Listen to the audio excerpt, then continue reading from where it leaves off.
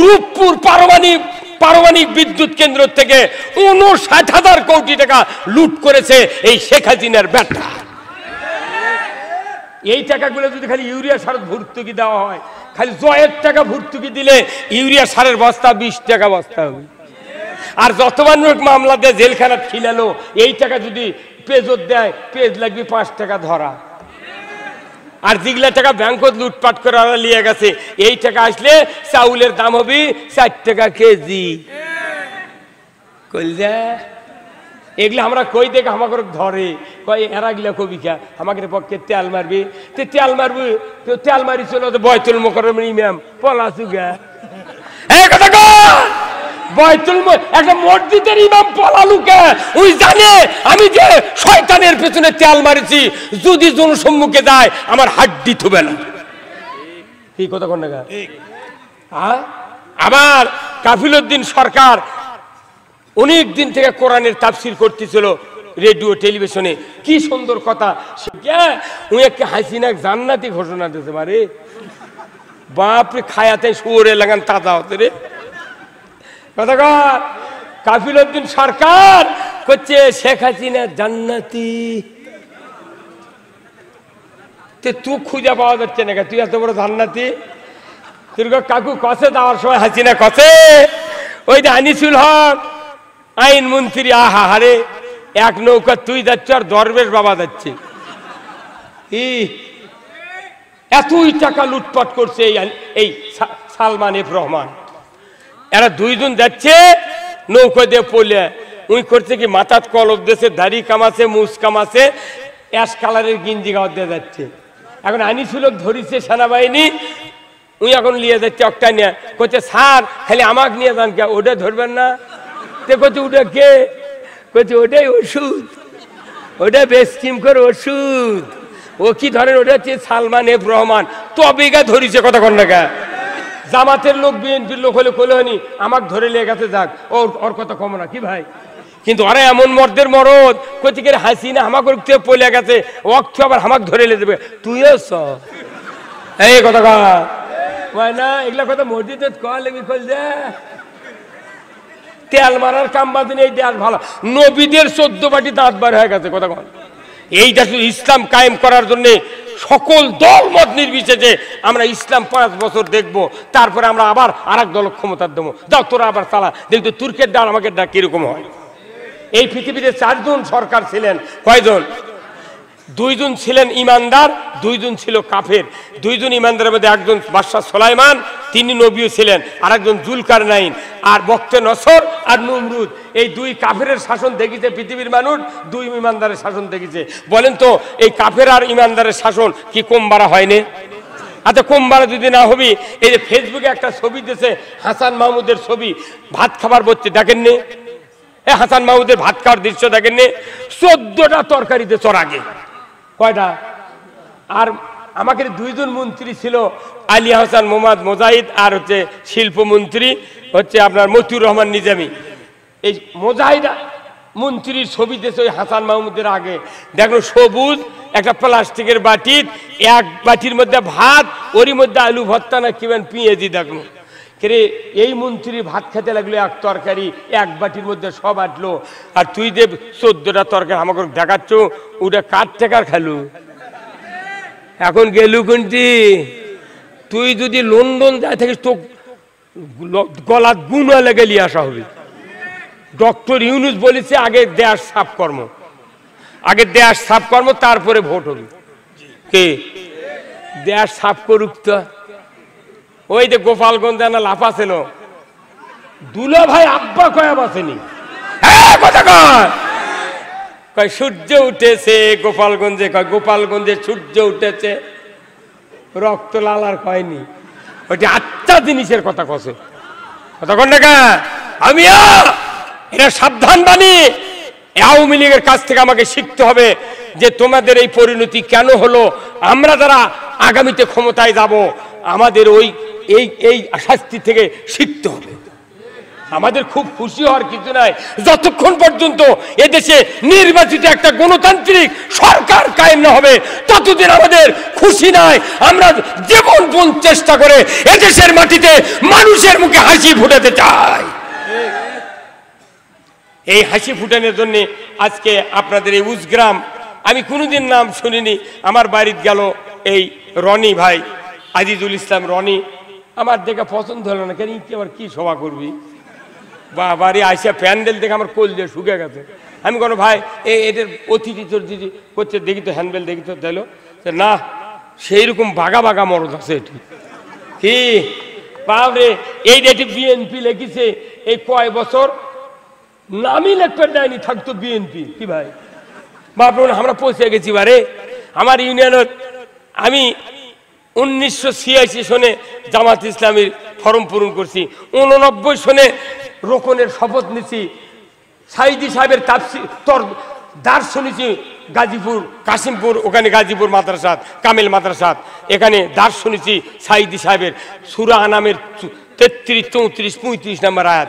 গোলাম আজমের পাশে কয়েকবার নামাজ পড়েছি, আলিয়া হাসান মোহাম্মদ মুজাহিদের এবং ইসলামী ব্যাংকের চেয়ারম্যান ছিলেন আব্দুল জাহের নাসের, তাদের বক্তৃতা শুনেছি বগুড়া বহুবার। এমন সময়ের লোক আমি, অথচ একটা কথা বলবার দেয় না।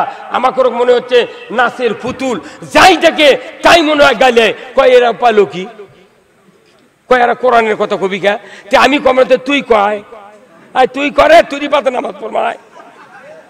পায়খানা করে ঢেল মোস্তাহাব নেওয়া, গরমের সময় কোন ঢেল আগে কোন ঢেল শীতের সময় পরে উনি জানে না, অথচ আমাদের উপর খবরদারি করছে। এই সুযোগ বাংলাদেশে কি আবার দিতে চান? দিতে চান? যে ভাইরা এই কাজ করেছেন তাদের বিরুদ্ধে আমাদের প্রতিশোধ নাই। আপনারা দেখেন, একটু শান্ত হয়ে ইসলামের দেশে চালু হলে আপনার মায়ের কোলে থাকবেন।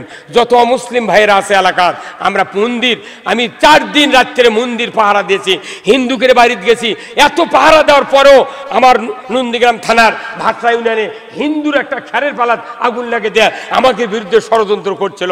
আমরা যে লোক খ্যারের পালাত আগুন লেগে দিয়েছে তাকে আমরা তাড়িয়ে ধরেছি, ধরে দেখি যে ওই স্বজাতি, ওই নৌকার স্বজাতি।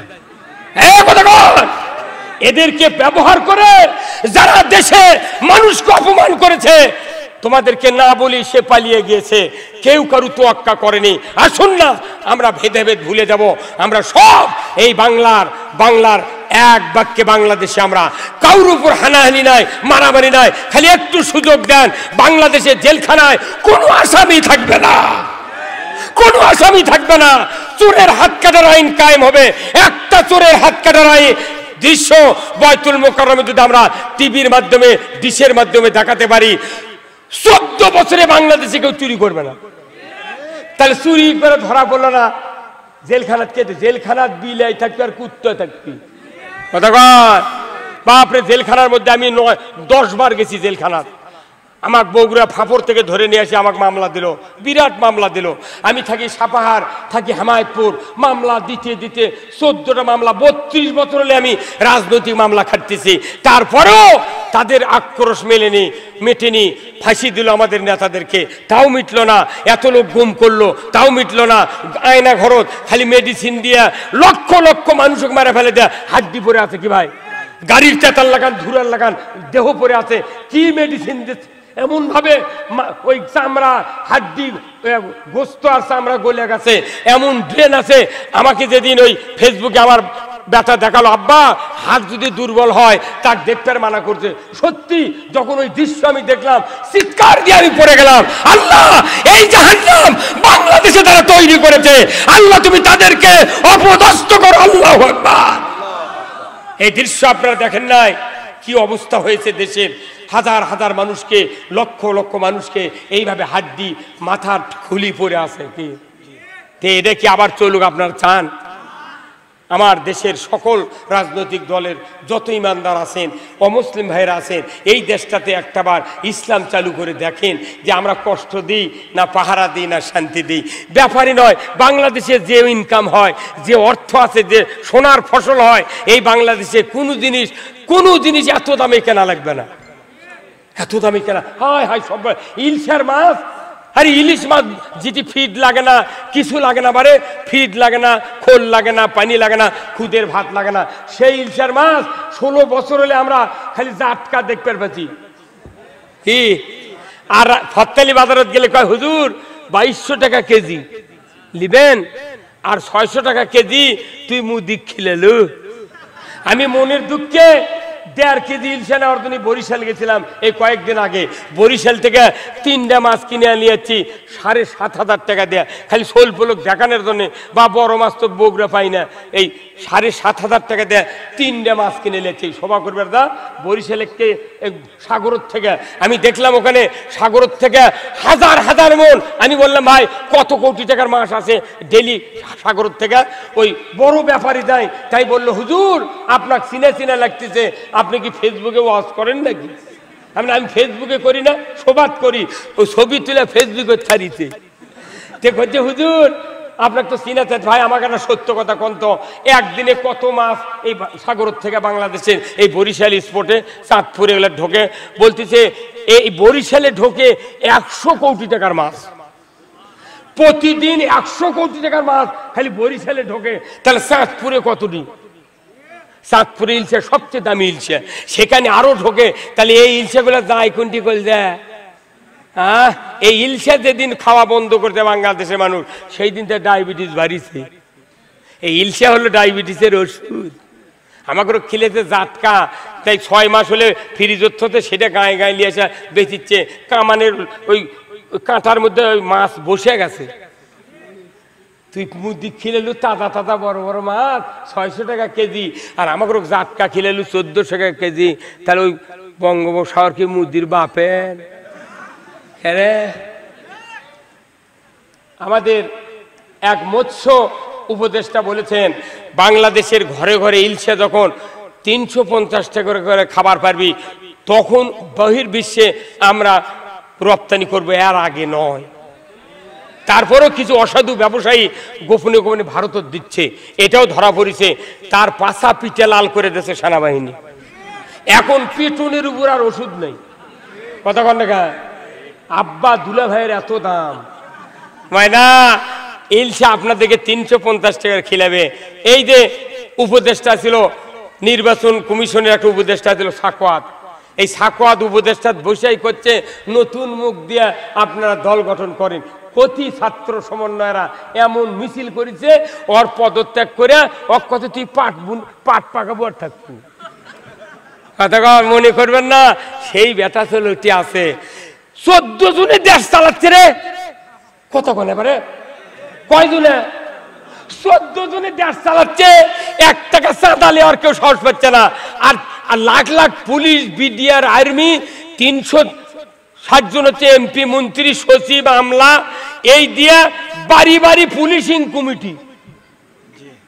কি কি একটা কোম্পানি নামে ছিল, গায়ে গায়ে পুলিশিং কমিটি বানাছে। হ্যাঁ কথা বল, এটা কোনো সংবিধানের কোনো আইন নয়। পুলিশিং কমিটি মানে কি? এরকম বানাচ্ছে, এরকম দেয়া যে কে কে কোন সমাবেশে যায়, কে কি করে, এরকম নামটা খালি থানার দেবে।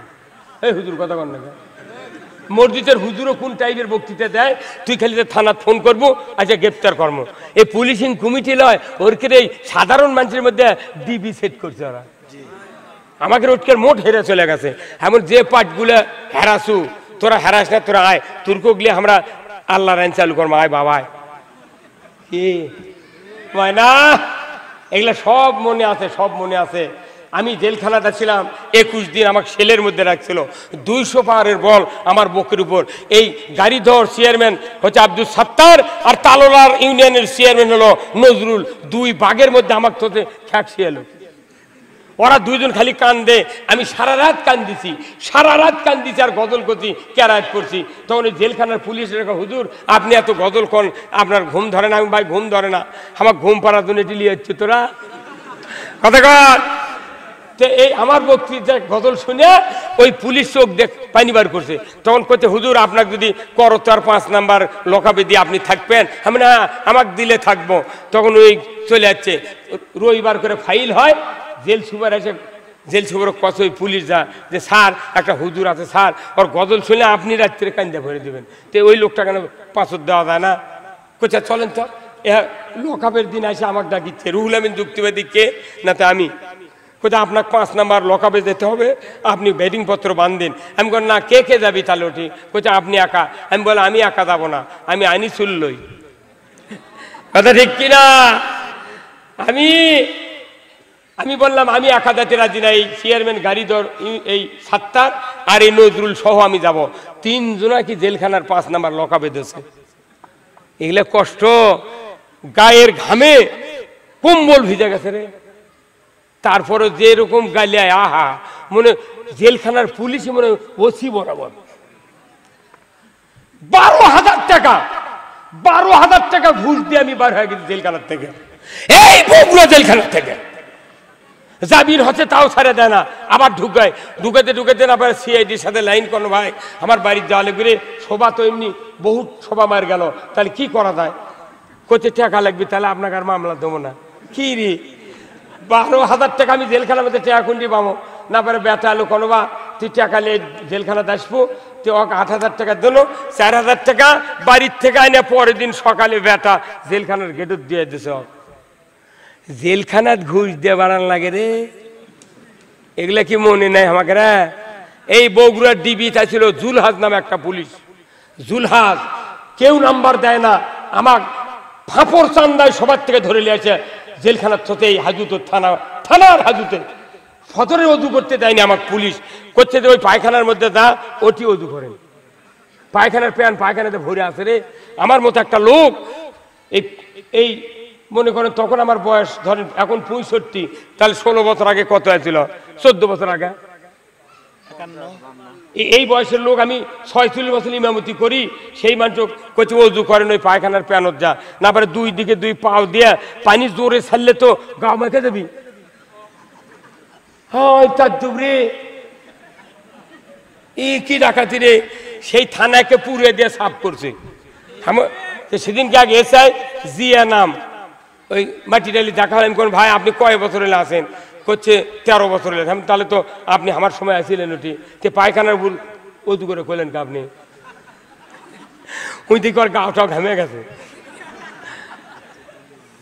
গাওটা ঘামে গেছে।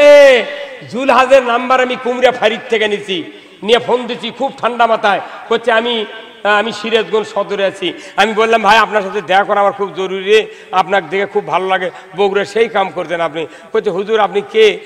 আমি যাই হোক আপনার সাথে দেখা করলে বগুড়া না আসেন তো?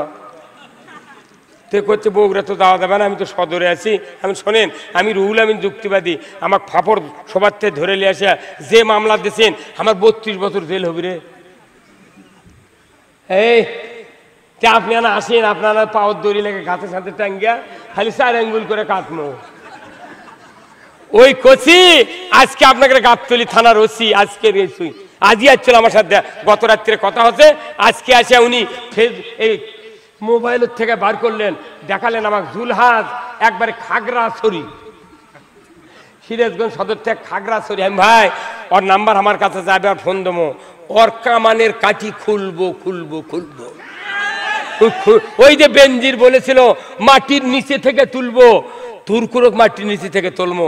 যুবক ভাই যারা আছেন বডি ফিটনেস ভালো, 5 ফুট 7 ইঞ্চি 4 ইঞ্চি রেডি হন, চাকরি খালি হরা হন।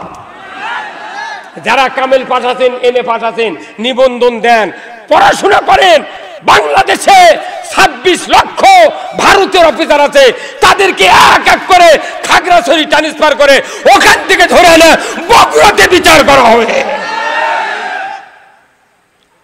কোন রিক্সাওয়ালা সিএনজিওয়ালা চাঁদা দিবেন না। জিয়া তারেক জিয়া সিএনজি কিনে বাংলাদেশের দেশে গরিব মানুষ করে খাওয়ার জন্য, সেই সিএনজি রাস্তা তুলবার দেয়নি। কি সেদিন কুন্দার ফাঁড়ির ওসি ফোন দিছি, আমি ভাই এদের সিএনজি এত যাচ্ছে ধরবেন না? আপনি আর এগুলা কাবিরাজি করেন না? আমি ধরেন এগুলো তো আপনারা করবেন না, এগুলো আমরা কই দেখে আমাদের অপরাধ। আমাদের সাথে অত্যাচার নির্যাতন করে করে তাও ইসলামের অগ্রযাত্রা যাত্রা থামাতে পারে নাই, শেষ পর্যন্ত ফাঁসি দেওয়া হয়েছে। যে গোলাম আজম, অধ্যাপক গোলাম আজম 1952 সালে লিয়াকত আলী, পাকিস্তানের প্রধানমন্ত্রী ছিল লিয়াকত আলী, তার হাতে ভাষা বাংলা করার জন্য স্মারকলিপি প্রদান করেছে। এই শেখ মুজিব তার নাম ভাষা আন্দোলনের সৈনিক থেকে বাদ দিয়া অন্য মানুষ ঢুকেছে। যে মানুষগুলো ফাঁসি দিয়ে মারা হয়েছে 4000 বছরেও একটা মানুষ ওইভাবে তৈরি করা সম্ভব নয়। কি কথা কোন টাকা? আমরা দুঃখ ভুলি নাই, আমরা চাচ্ছি ইসলাম বিজয়ের মাধ্যমে এই দুঃখ আমরা চাপা দিয়ে রাখবো, কথা ঠিক কিনা? শুধু কি তাই, যে মানুষটাকে ইঞ্জেকশনের সাথে বিষ পুশ করে শহীদ করে দেওয়া হলো, সারা পৃথিবীর লক্ষ কোটি কোটি মানুষের কলিজার স্পন্দন আল্লামা দেলোয়ার হোসেন সাঈদী। আপনারা বলুন তো, যুবক ভাইরা বলুন, যারা ফেসবুক চালান বলুন তো, তার ওই পুলিশ ভ্যানের থেকে নামার ওই মুখের হাসি আর হাতছানি কি মরার হাসি? এই কতক্ষণ মরার হাসি? ওরে কি মরার সময়? উনি হাসপাতালের বেডে বসে আছেন, বাঘের মতো লেটা বেড়ে বসে আছেন, কালো জামা কাপড় বাঘের মতো, এইভাবে মনে হচ্ছে কি যেন দিকে ভয় করতেছে, এইভাবে তাকে আছে। এই মানুষটাকে যেভাবে মারা হলো, হাসপাতালে চিকিৎসার নাম দিয়ে নিয়ে এসে একটা নার্স গোপন ভাবে ভিডিও করে ওটি কথা শোনাই যাচ্ছে, এই খুব গোপনে খুব গোপনে ছবি তুলিচ্ছে। উনি মন্তব্য করছে এই নার্স যে স্যার যখন সাইদি সাহেব মৌলানা সাহেবকে তখন ইঞ্জেকশন পুশ করলো, তখনই হুজুর টলে পড়ল। চোখে পানি রাখা যায়? সেই মানুষটাকে জানাজা ঢাকার মাটিত করবে দিলে না, কি দৌড়ত্ব! ও আনিসুল, ও সুরঞ্জিত সিং গুপ্ত, তোমার পাছার মধ্যে অজরা দিচ্ছে এখন আল্লাহ। বাপরে, ওই সুরঞ্জিত সিং গুপ্ত কয় কি, যেভাবে কেস চলিচ্ছে তাতে ফাঁসির আর বাধা নেই, কাল্লা ঝোঁকায় বান্দরের লাগান, এই কথা কন।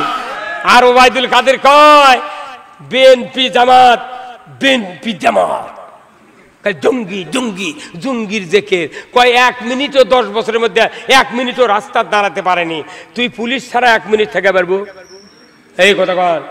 এবার ছাত্র সমাজ দেখে দিয়েছে যে পুলিশের কাম বাজেনি, আর আমাকে কয় তুমি দাঁড়াতে পারোনি, দাঁড়াতে পারিনি, খালি হাফ মিনিট যদি খালি পুলিশ বাদ দেওয়া হয়নি, তোর বাপ দাদা অষ্টমার সিদ্ধি হয়ে গেল।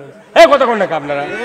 পাগুলের লাগান, একবার পুরো জেলখানা, কেউ বাঁচে নাই, কেউ যে কথা বলেছে তারই অপরাধ, কথা ঠিক কিনা? আওয়ামী লীগের কিছু ভাইয়েরা যদি হক কথা, বহু লোক আছিল তারা আওয়ামী লীগের লোক, তারা এই প্রতিবাদ করছে, এইভাবে রাত্রে ভোট দিলে কাম হবে, তারপর দলের থেকে বহিষ্কার করছে, কথা কন না? ওদের দলের লোক ওদের সমালোচনা করছে, যখনই করছে তখন স্যার। আবার পুলিশ বাহিনী যদি বলেছে না এই কাজ করা যাবে না, তখনই তাকে ডাকে গুলি করে মেরে ফেলে। হ্যাঁ, কথা কন। তার মানে কি, একটা মানুষ পুরো বাংলাদেশ একাই নিয়ন্ত্রণ করেছে, ভোট তো পায়নি, তাহলে একলাই তো করবি, কথা কন না? তাহলে এই অবস্থা সারা বাংলাদেশ ছিল, সবাই যার যার মতো বলেছে আল্লাহ তুমি আমাদের জন্য সাহায্যকারী পাঠাও। সূরা নেসার 75 নম্বর 74 নম্বর আয়াতে আল্লাহ বলছেন, এরপরে 75-এ বলেছেন ওয়া লাকুম লা তুকাতিলুনা ফি সাবিলিল্লাহ ওয়াল মুস্তাদআফিনা মিনার রিজালি ওয়ান নিসাই ওয়াল বিলদানিল লাযিনা ইয়াকুনুল্লাহ। এইভাবে আল্লাহ বক্তব্য দিয়েছেন, ও দুনিয়ার মানুষেরা, তোমরা যে আমার কাছে বলছো, দেখো না দেখো না, এক শ্রেণীর বৃদ্ধ, এক শ্রেণীর বৃদ্ধা, যুবক যুবতী, শিশু, তারা কান্না করতেছে, আল্লাহ এই জালেম জনপদ থেকে আমাদেরকে বাঁচিয়ে দাও, আর আমাদের সাহায্যের জন্য একটা ভালো নেতা দিয়ে দাও। যেরকম আল্লাহু আকবার। এই কয়েকদিন আগে এই দোয়া আমরা করেছি, কিন্তু দোয়াও কবুল হয়নি। ছাত্র সমাজের ভাইয়েরা খুন্তি থেকে আবাবিলের মতো নেমে গেছে। হ্যাঁ, যারা আইনমন্ত্রী, স্বরাষ্ট্রমন্ত্রী, এরা বলল করো গুলি। পুলিশ বাহিনী বলেছে স্যার গুলি তো করবে, করছেন 3 জন মরে, 30 জন আবার সামনে আসে। আল্লাহু আকবার। এটা খালি ছাত্র সমাজ নয়, ওই বদরের যুদ্ধের মতো, উহুদের যুদ্ধের মতো আল্লাহ ফেরেশতা দিয়া বাংলাদেশে সাহায্য দান করেছেন। এই কথাটা তখন প্রেক্ষাপট, রসুলের প্রেক্ষাপট এক হয়েছিল, কথা ঠিক কিনা? যখন এই কথা বললেন রসুল যে খাব্বাব আর তাড়াহুড়ো করো না, অচিরে এই দিন আসবে যেদিন একজন যুবতী সোনার অলংকার পরিহিত অবস্থায় রাতের অন্ধকারে 1250 কিলোমিটার পথ এইভাবে যাবে, আসবে, লা ইয়াখাফু ইল্লাল্লাহ, আল্লাহর ভয় ছাড়া কারো ভয় থাকবে না। যেরকম আল্লাহু আকবার। এখন সেই পরিস্থিতি, এখন আল্লাহ তাআলা রসুল যখন এই কথা বললেন, আল্লাহ তাআলা জিবরাইলকে পাঠিয়ে দিয়ে বললেন, যাও জিবরাইল, আমার হাবিবের কাছে একটা বক্তব্য নিয়ে যাও, একটা দোয়া নিয়ে যাও, এই দোয়া যেন আমার কাছে করে, ধরে কোন সুবহানাল্লাহ। সেই দোয়াটা কি? সূরা বনী ইসরাইলের দোয়া। আল্লাহ বললেন, ওয়াকুর রব্বি আদখিলনি মুদখালা সিদকিন ওয়া খরাজনি মুখরাজা সিদকিন ওয়াজআলনি মিন লাদুনকা সুলতানান নাসীরা। আল্লাহ বললেন, হে জিবরাইল, আমার হাবিবের কাছে গিয়া বলো উনি যেন আমার কাছে দোয়া করেন, আল্লাহ, ও আল্লাহ, আল্লাহ গো রব্বানা, হে আমাদের রব, আমাদেরকে সত্যপন্থী হাদায়াতের দিকে একত্রিত করুন, আর এমন একটা রাষ্ট্র শক্তি আমাকে দান করুন, না হয় অন্য একটা রাষ্ট্র দিয়ে সাহায্য করুন।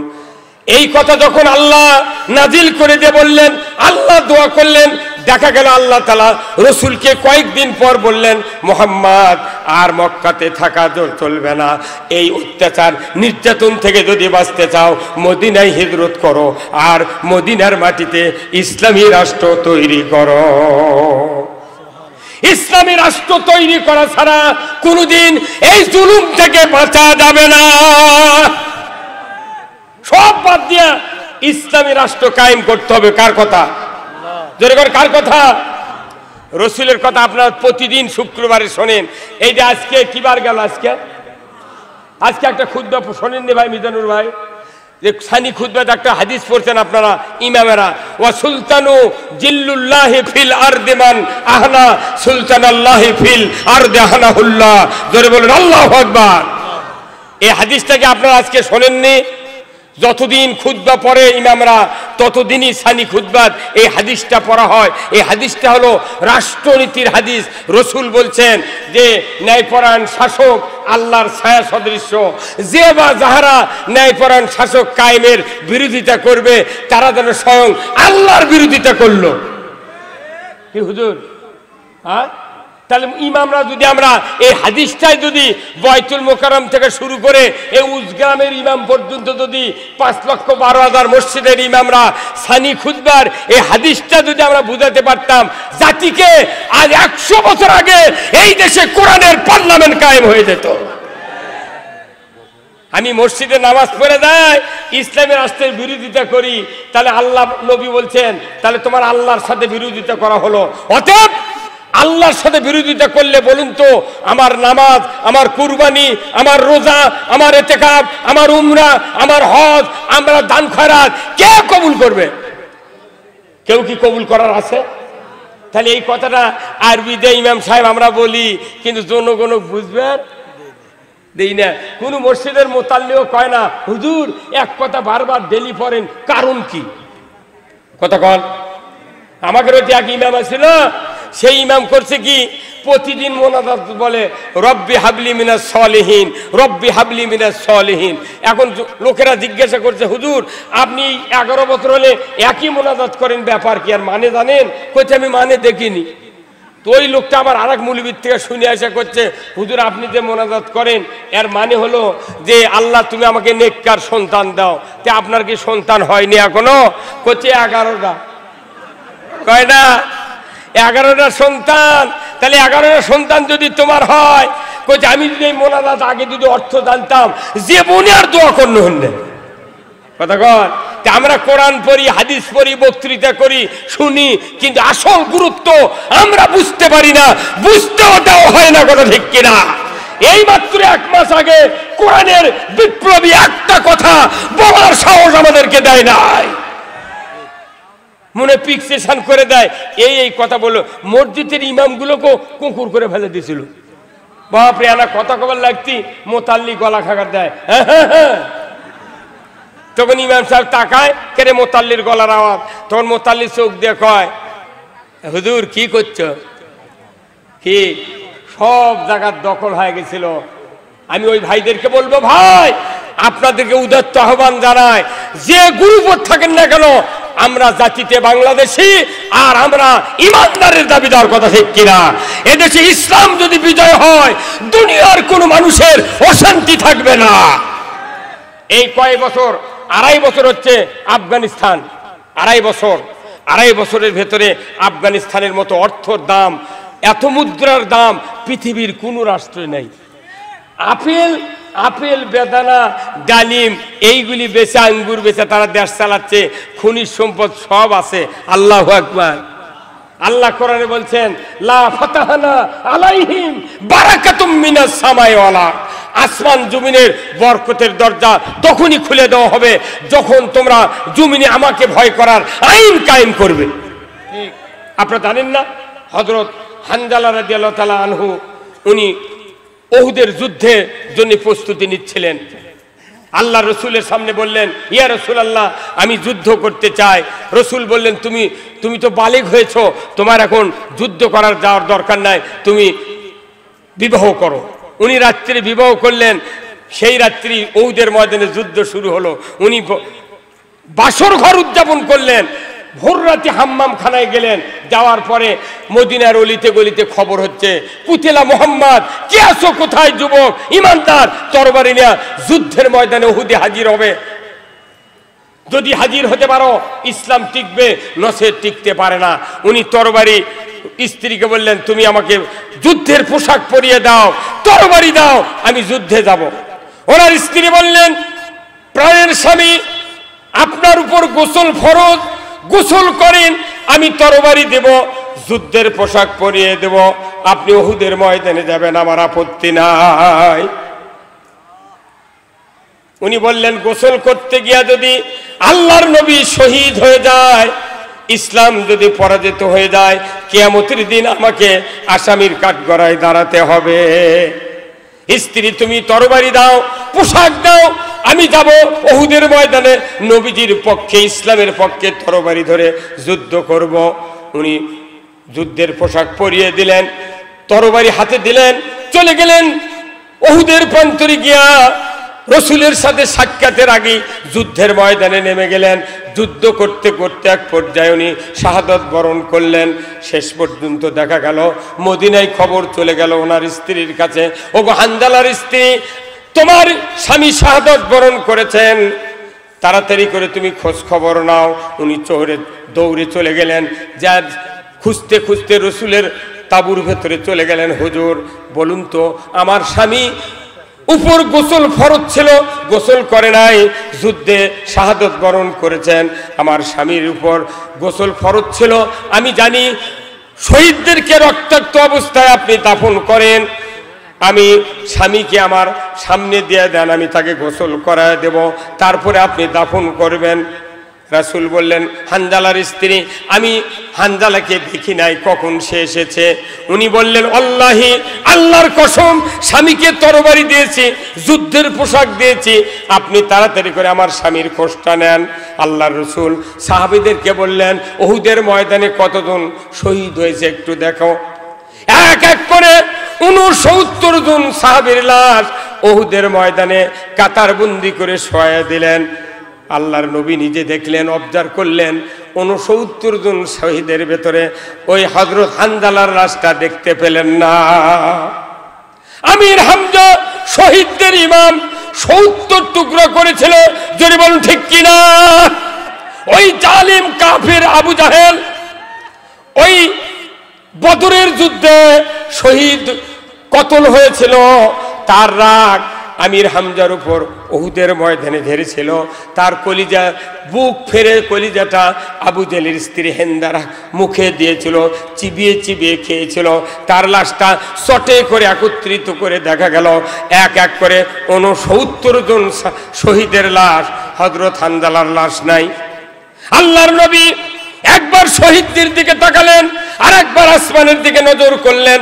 আল্লাহ বুঝতে পারলেন, ও জিবরাইল, আমার হাবিব আমার কাছ থেকে খবর চায়, তাড়াতাড়ি করে যাও, আমার হাবিবের কাছে খবরটা পৌঁছে দাও।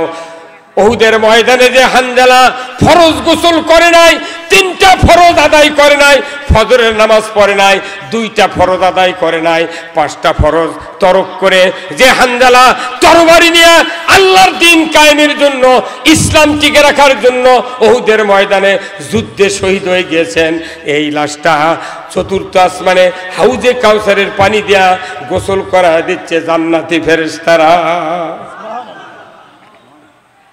তাহলে বোঝেন নামাজের চেয়ে বড় ফরজ হলো আল্লাহর আইন চালু করা। জোরে বল ঠিক কিনা? রোজার চেয়ে সবচেয়ে বড় ফরজ হলো আল্লাহর দ্বীন কায়েমের যুদ্ধ করা। বদরের প্রান্তরে 17ই রমজান যুদ্ধ হয়েছিল। বদরের প্রান্তরে 17ই রমজান যুদ্ধ হয়েছিল। আল্লাহ রসুলকে ওহী দিয়ে বলে দিলেন, হে মুহাম্মদ, সমস্ত সাহাবীরা যেন রোজা ছেড়ে দেয়, কারণ 1000 কাফের আসতেছে। ওই 1000 কাফেরেরা খেয়ে দে শক্তি নিয়ে বদরের প্রান্তরে নামবে। আপনার সাহাবীরা না খেয়ে বদরের প্রান্তরে যদি নেমে যায়, যুদ্ধে পরাজিত হলে ওই মদিনার ইসলামী রাষ্ট্র তারা দখল করবে। জোরে বলুন ঠিক কিনা? 17ই রমজান বদরের যুদ্ধের সময় রোজা ছেড়ে দিলেন। আল্লাহু আকবার। এক রোজা যদি কেউ ইচ্ছা করে ছেড়ে দেয়, 60টা রোজা করা লাগে। কথা ঠিক কিনা?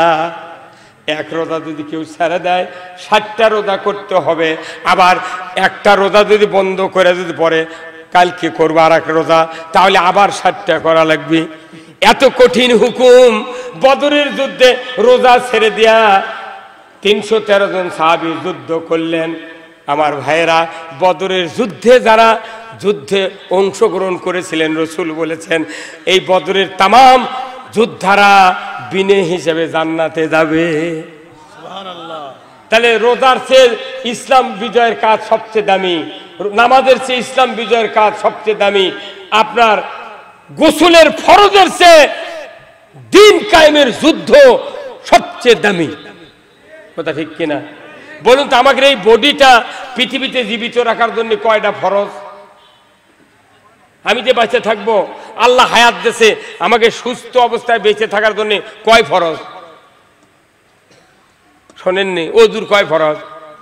কোন ওযুর যেরকম 4 ফরজ, এই বেঁচে থাকার জন্য আল্লাহ হায়াত দিলে 4টা ফরজ। তারই 1 নাম্বার হলো নিঃশ্বাস, 2 নাম্বার হলো বস্ত্র, 3 নাম্বার খাদ্য, 4 নাম্বার হলো কি? খাদ্য, বস্ত্র, নিঃশ্বাস, আর একটা হলো বাসস্থান। এই 4 বেঁচে থাকার জন্য এই 4টা ফরজ। এখন আপনাকে যদি লন্ডনে বাড়ি করে দেওয়া হয়, জমজমের পানি যদি 1 বন্যা দেওয়া হয়, তারপর বস্ত্র যদি ঢাকার ওই টেলার্সের থেকে বানিয়ে এনে দেওয়া হয় দামি কাপড়, আর আপনাকে যদি বলা হয় নিঃশ্বাস নিতে পারবেন না, কেউ বাঁচব? তাহলে নিঃশ্বাসও ফরজ, বস্ত্র ফরজ, আপনার ভাতও ফরজ, কিন্তু আপনি নিঃশ্বাস নিতে পারবেন না। ওইগুলি কি আপনাকে বাঁচাতে পারবে? দামি কাপড়, জমজমের পানি বাঁচাতে পারবে? নিঃশ্বাসযোগ্য ফরজ আল্লাহর দ্বীন কায়েম করা। কথা ঠিক কিনা? তারপরে আপনাদের এখানে বাণিজ্যিক এলাকা, আপনাদের এখানে ওয়েল্ডিং এর দোকান আছে ভাই, এই যে ঝালাই করে না? আচ্ছা, ঝালাই করতে দেখবেন কারেন্টের মিটারের তো একটা লাইন নিয়ে এসে একটা বাক্সের মধ্যে ঢুকে দিয়েছে। ওই ঝালাইয়ের মেশিন আছে না একটা, ওর ভেতরে 1 কানি দিয়ে ঢুকে দিয়েছে, আবার আর 1 কানি দিয়ে আর একটা লাইন বার করছে। করার পর ওই লাইনের সাথে মুখত একটা রড হোক আর পাতি হোক ফাইন করে পিছিয়েছে। পিছিয়ে যে জিনিস ঝালাই করবে তারই উপর ফেলে দিয়ে হয়, তার গাঁত অসংখ্য ফোঁটা। কথা কন, এই লাইনের নাম কি? আর্থিং। এই লাইনের নাম আর্থিং। আচ্ছা, এই আর্থিং আর আরেকটা লাইন নিয়ে এসে কারেন্টের ওই ঝালাইয়ের এই সিমটার সাথে কাঠি ধরে না, এই কাঠি আছে। আচ্ছা, আর্থিং এর লাইন খুলে দিয়ে যদি কিয়ামত পর্যন্ত ঠোকান, ঝালাই হবে? এই ঝালাই হবে? এই জোরে কোনটাকে ঝালাই হবে? কেন ঝালাই হচ্ছে না? মানে আর্থিং ছাড়া কোনো ভাঙ্গা সাইকেল, টিলারের বডি ফাঁকরা কোনোটায় জোড়া লাগবে না। আমরা যারা বক্তৃতা করি ডাইরেক্ট কোরআনের পাওয়ার হাউসের থেকে আমরা বক্তৃতা করি, কিন্তু এই বক্তৃতা বাংলাদেশে করতে করতে 54 বছর হয়ে গেছে। বক্তৃতার চোটে মৌলবীরাই মরে গেল, অথচ কিচ্ছু পরিবর্তন। এখন রাষ্ট্র শক্তি হলো আর্থিং, আর কোরআনের বক্তৃতা হলো কারেন্টের লাইন। কথা ঠিক কিনা? যতদিন পর্যন্ত রাষ্ট্র শক্তি ইসলামের পক্ষে, কোরআনের পক্ষে তৈরি না হবে, বক্তৃতা দিয়া, নামাজ পড়ে, রোজা করে, হজ করে এদেশে সুদ বন্ধ করা যাবে না, এদেশে চুরি বন্ধ করা যাবে না, এদেশে জানা বন্ধ করা যাবে না। কি কথা ঠিক কিনা? আমার দেশে চুরি হয় হুন্ডা, চুরি হয় গরু, পুলিশেরা খোঁজ পায় না। এই কথা কন, কি খোঁজ পায়? যদি বিএনপি জামাতের কোনো জায়গার যদি 10-12 জন লোক বসে মিটিং করে, তখন তারা বিবৃতি দেয় পরের দিন সকালে পেপারে যে গোপন তথ্যের ভিত্তিতে অমুক জায়গায় 16 জন জামাত কর্মী তারা নাশকতার পরিকল্পনা করছিল, বিএনপির কর্মীরা নাশকতার পরিকল্পনা করছিল, আমরা তাদেরকে জিহাদি বই সহ ককটেল বানানোর কয়েকটি সরঞ্জামাদি সহ গ্রেপ্তার করতে সক্ষম হয়েছি। এই কথা বল। অথচ আমার থানার এমপির গ্রাম থেকে 6টা গরু চুরি হচ্ছে, তানসেন এমপির গ্রাম থেকে 6টা গরু চুরি হচ্ছে, ওসি সাহেবের চাকরি আছে। আমি নন্দীগ্রাম থানার জাহাঙ্গীর ওসিক বলেছি, এই 15 তারিখ অবস্থান কর্মসূচি ছিল আমাদের, আমি বলেছি ওসি সাহেব আপনি আমাদেরকে ধরার জন্য গোপন তথ্য পান, আর সবার থেকে হুন্ডা চুরি হয় সেই তথ্য পান না, জবাব দিতে পারেনি। আমার দেশে কৃষিজীবী মানুষ বেশি। 34 মাসে দিন কোরিয়ান আছে, আমার একটা কোরিয়ান আছে, গভীর নলকূপ, মিটার চুরি করে নিয়ে গেছে আমার গ্রামের 4টে মিটার চুরি করে নিয়ে যায়, মোবাইল নাম্বার দিয়ে মোবাইল করে বলছে যে যদি 8,000 টাকা এই নাম্বারে ফ্যাক্সিলুট দিবার পারো অমুক জায়গায় মিটার পাবে। কথা কয় না পারে। আমি বলেছি বাপে পারেক যদি এইরকম ঘটনা ঘটে আপনাদেরকে আসামি করে মামলা করবো আমরা। ঘোড়ার ঘাস কাটার জন্য তোমাকে চাকরি দেওয়া হয়েছে? হ্যাঁ কথা কতি ধর বাপরে, তুই হ্যান্ডকাপও বানাতে যে কত ডিবারে। হ্যাঁ এই বগুড়াতে, এটা আমাকে বগুড়াতে চাকরির জন্য কোনো দরখাস্ত দিলে চাকরি হয়নি, খালি কয় বাড়ি কোথায় না, বগুড়া, চাকরি নাই। আমার 3টা ছেলে master degree pass, MA pass, কামেল পাস, চাকরি নেই। আমার বেটার আমাকে বলে আব্বা কি অকাম হলো, এমন জায়গা আছে জন্মনো, চাকরি হয় না। আমি চাকরি করবো তে ইতিহাস চুকিয়া গোপালগঞ্জে গেলি না, গোপালগঞ্জে গেলে না চাকরি জমি লাগাতে লাগাতে বেসনের আটি নিয়ে যাচ্ছে হাতত করে, ও পুলিশের চাকরি দিতেছে। তুই চাকরি করবি তো গোপালগঞ্জে গেলে বগুড়ার চুকা, বগুড়াতে চাকরি দেয়নি, কথা ঠিক কিনা? যে চাকরি দরখাস্ত করে টিকিছে কি করে মুক্তিযোদ্ধার দোয়াই দেয় শেষ। আমি স্বাধীনের সময় দাখিল দুয়ামের ছাত্র, আমি 1976 সনে দাখিল পাস, 2 বছর গ্যাপ দেয়া, 1 বছর মুজিবরের স্বাধীনের আন্দোলন 9 মাস, আরেকবার আপগ্রেডে ভর্তি হয়। আমি পড়বো মাদ্রাসাত, বাপে করতে তুই হাই স্কুলত পড়াবেন না, মাদ্রাসাত পড়বো। 1 বছর 2 বছর লস দিয়া 1976 সনে দাখিল পাস। কে রাজাকার কে মুক্তিযোদ্ধা সব জানি। 8 বছর বয়সের মুক্তিযোদ্ধা বাংলাদেশে 50,000 আছে। হ্যাঁ কতক্ষণ এই মুক্তিযোদ্ধাদের সন্তান যারা ভুয়া সার্টিফিকেট দিয়ে চাকরি করতেছে তাদেরও বেতন ফেরত নেওয়া হবে। আমাদেরকে মুক্তিযোদ্ধার দোয়াই দিয়ে কাউকে চাকরি দেওয়া হয়নি। মোট চাকরি নিয়ে ওই দিক দিয়েছে কি হুজুর, এগুলা কত মেম্বরত কোয়া লাগবি, তাছাড়া ভাত হবে না। এই কতক্ষণ জাতির কাছে সব বলতে হবে, সব বলে দিতে হবে। আমরা এদেশে যত দুর্নীতি দেখেছি সকল দুর্নীতির কথা আমরা বলবো, কিন্তু কারোর বিরুদ্ধে আমরা প্রতিশোধ নেব না। আমরা দুর্নীতির কথা যদি জনগণকে না বলি জনগণ বুঝবে না, জানবে না। এই দুর্নীতি আবার বাংলাদেশে হোক, এটা কি আপনারা চান? কারা কারা চান না হাত তোলেন তো দেখি, কারা কারা চান না? লিল্লাহে তাকবীর, নারায়ে তাকবীর। জিয়াউর রহমানের বাড়ি, খালেদার বাড়ি বগুড়া হওয়াতে, গাবতলী হওয়াতে আমাকে আরো বিপদ হয়ে গেছে। এমন একদিন আসবে দেখবেন যমুনার ওই পার একজন শাসন করবি, এই পার আমরা শাসন করব। সেই দিন বেশি দূরে নাই, সেই দিন বেশি দূরে নাই। বাংলাদেশের ইমানদাররা একটা বার আমি আপনাদের কাছে ভিক্ষা চাই, এই বাংলাদেশ 5 বছরের জন্য। কয় বছরের জন্য? 5 বছরের জন্য ভিক্ষা চাই। পত্তন কট লয়, বন্দুকি লয়, খাইকালেছি লয়, পত্তন। পত্তন আমরা টাকা দিয়ে পত্তন নেবো, আপনার আর ফেরত দেওয়া লাগবে না। 5 বছর যদি কোরআন দিয়ে চালানোর পর যদি আইন ভালো না লাগে আমরা এমনি জমি ছেড়ে দেবো। কতক্ষণ আমরা তো সব দেখেছি। ব্রিটিশ সরকার, আমার দাদা বিয়ে করেছে লাল টুপি মাথার দিয়ে, টিকিয়ালা টুপি। আমার দাদার নামের আগে লেখা ছিল শ্রী। আমার এই ভারতবর্ষের ইমানদারেরা 8 আনা মাসে খাজনা দেশে দাঁড়ি। ব্রিটিশ সরকার দাড়ি রাখা হারাম করছিল, 8 আনা করে খাজনা দেশে, তাও দাড়ি রেখেছে। আল্লাহু আকবার। তে দাড়ি, এই দাড়ি টুপি আর সিঁড়ি উৎখাত করতে 47-এ যুদ্ধ হয়েছে। কতক্ষণ? এইবার আবার যখন পাকিস্তান হলো, পাকিস্তান আইয়ুব খান বলল আমরা ইসলাম কায়েম করব। এই বিশ্বাসঘাতকেরা, এই শোষকেরা 24 বছর দেশ শাসন করেছে, কিন্তু বৈষম্য করে আমার দেশের কুষারের চিনি হয়, এই চিনি আমাকে 5 টাকা স্যার খিলায়, আর ওরা খায় 4 আনা স্যার। শেখ মুজিব বলল বাঙালি জাগতে হবে। জাগলাম। এখন 5 টাকার চিনি 160। এই কথা কন। আবার করছে বাঙালি জাগো। জাগলাম। 4.5 টাকার নাই বলি লুঙ্গি 1400 টাকা। 7.5 টাকার এসমুনওয়ারা শাড়ি আমি নিজে কিনেছি। 7.5 টাকা দিয়ে 1 মণ ধান বেচেছি। 7.5 টাকা দিয়ে আমি শাড়ি কিনেছি আমার মায়ের জন্য। আমরা 7 ভাই 1 বোন, আমি নিজে বাজার করেছি। 7.5 টাকা দাম একটা শাড়ি। সেই একটা শাড়ির এখন দাম 2750 টাকা। জাগার খুব ভালো হয়নি। যতই জাগেন, ইসলাম লিয়া না জাগলে খালি পিসপি।